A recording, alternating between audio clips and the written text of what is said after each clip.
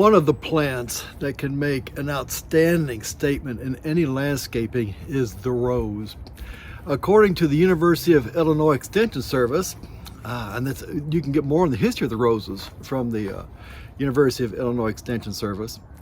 The rose, the fossil record for the rose goes back 35 million years ago.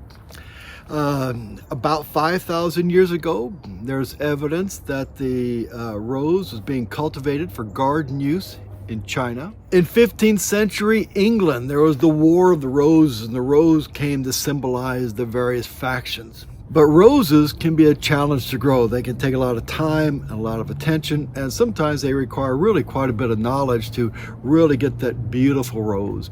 And some people, they just don't have the time. But an answer could be antique roses.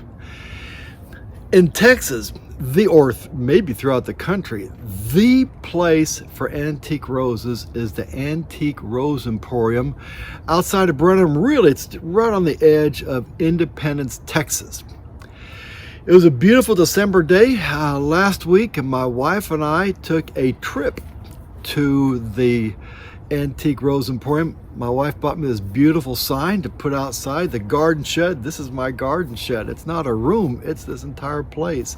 And I had a chance to interview Mike Shoup and to see his operation into production of antique roses. There's a couple of things about antique roses that makes them so special, so unique. One is that some of the roses have an incredible story behind them, and as I show you pictures of the roses, I'll give you some of that story. But the second thing is these roses were found along the side of the road in Texas. The back roads of Texas, they were found in cemeteries, they were found in abandoned farmhouses and barns. These roses essentially raised themselves. They didn't need a lot of care and nurturing. These roses are survivors. Plant them in good soil, some good composted soil. Make sure they're watered to get established, and then sit back and watch these absolutely beautiful antique roses. So today, the Antique Rose Emporium. Welcome to Independence, Texas, and the Antique Rose Emporium. In 1976, Mike Shoup opened a nursery outside of Brenham, Texas, and it was called the Container Plants Nursery, and it was like any other nursery from the mid-70s, selling traditional plants that everybody had in their landscape, selling the same plants that the other nurseries had. But then in the 1980s, the economy took kind of a dip, and Mike had to come up with a new approach to landscaping. It's often said that necessity is the mother of invention, and that is what happened with Mike. He rethought his nursery, and instead of selling what everybody else sold, he decided to become a very unique nursery. And he and some other people he knows, some of them became known as the Rose Rustlers, started collecting native plants that grew along the highways and byways of Texas, and that was the beginning of the Antique Rose Emporium. The Antique Rose Emporium sells more than simply antique roses. They also sell plants that are native or well adapted to this part of the state, and plants they have just found along the fence lines and highways and barns and cemeteries of various places in Texas. I had an opportunity to speak to the owner, Mike Shoup, to get an idea of how all of this works.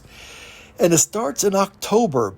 October in this room is full of cuttings, 3-inch cuttings that are dipped in gel. For those who do propagation, we're taught to count 2 nodes, cut at a 45-degree angle and that sort of thing. But Mike said that they are a production house. They don't have the opportunity or the luxury to count how many nodes. They find the best candidate to be propagated is a stem that has a bloom on it, down 3 inches, cut it, dip it in a gel rooting hormone, and it's placed in a special mixture that they have that's 50% perlite, screen pine bark, and peat moss. And then they get labeled and they get put in greenhouses where they are watered and but they're also sprayed with a compost tea. I asked Mike what he thought the biggest mistake that propagators made, and he said they just overwater their plants, which is why their special mixture has 50% peat moss, 50% perlite. And the compost tea is really no secret. It's just various sources of compost that he has available throughout the community. Once these little cuttings are grown in the greenhouses and watered and sprayed with the compost tea, they're taken outside to these hoop areas where they can be protected from abnormal weather. And abnormal weather kind of really depends on the year. And they are grown throughout the many acres of his place. And then they are brought back in when it's time to ship them out. And those 3-inch cuttings that have been put into larger pots are placed into containers, in sleeves and boxes, and they are shipped throughout Texas and all over the country. So let's take a sampling of some of the roses that you can get at the Antique Rose Emporium, and here's just a little bit of their story. More of the story about these roses can be read on the Antique Rose Emporium's website. And if you type the name of the rose into your browser, Texas A&M has some additional information on these roses. And some of the various nurseries may have information about these roses posted to help give you a fuller story. But the first one we're going to look at is the Peggy Martin rose. The Peggy Martin rose is named after Peggy Martin, who lives in Plaquemine Parish in Louisiana. But the story behind this rose is fascinating. In 2005, August 2005, Hurricane Katrina hit Louisiana. And this rose survived 20 feet of salt water in Peggy Martin's garden. If this plant can survive 20 feet of salt water, it can survive most gardeners' expertise and lack of expertise. So this beautiful pink blooming climber is a great rose to have in the garden. It doesn't really require much attention. This is the Nacogdoches rose, a beautiful yellow rose. It's also known as Grandma's yellow rose, and it grows 4 to 5 feet tall and has the designation as an earth-kind rose. This rose was found outside of Nacogdoches, Texas, and it's nicknamed Grandma's Rose because it's named after Dr. Larry Stein's grandmother who lived in Castroville. This is the Louis Philippe rose. Beautiful crimson rose that grows 3 to 5 feet tall. And I selected this one because there's a great story behind it. It was introduced by Emily de Zavala, who was the wife of Lorenzo de Zavala. He was the Mexican minister to France back in the 1800s. And Emily loved the roses at King Louis Philippe's court. In 1835, the de Zavalas came to Texas to support the revolution.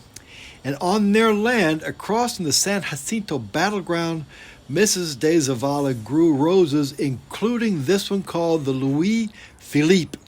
So buying this one, the ancestors from this rose goes back at least to the mid-1800s. This is the old Baylor. It grows 4 to 6 feet tall. It's thick. It has these beautiful clusters of single white roses. And the thing is, the story behind this.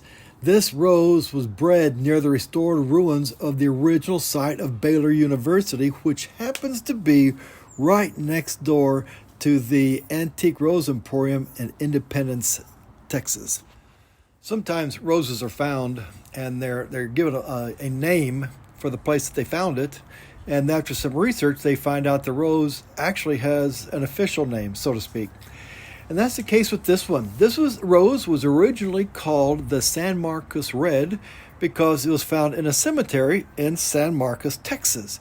But after some additional research, they found out this rose is actually the Archduke Charles. I chose this rose because it's a great example of a rose being named after its location. This is the Highway 290 Pink Buttons. It's a miniature rose growing 1 to 2 feet tall. Beautiful pink flowers, but it was found along Highway 290. And until it can be identified more specifically as a particular variety of rose, it's simply called the Highway 290 Pink Buttons. I included this rose, the Martha Gonzales, because of how it was found. But let me give you the story behind it. Martha Gonzales was a gardener in Navasota, and the story is that her roses could be seen from blocks away, especially this beautiful, bright scarlet rose. The cuttings were made by Pam Purrier, and Pam Purrier was one of the founding members of the Rose Rustlers. And so that's why I included this as a tribute to Pam Purrier and her work in the early days of cultivating these native plants. But this, the Martha Gonzales, beautiful, bright scarlet rose, growing about 2 to 3 feet tall.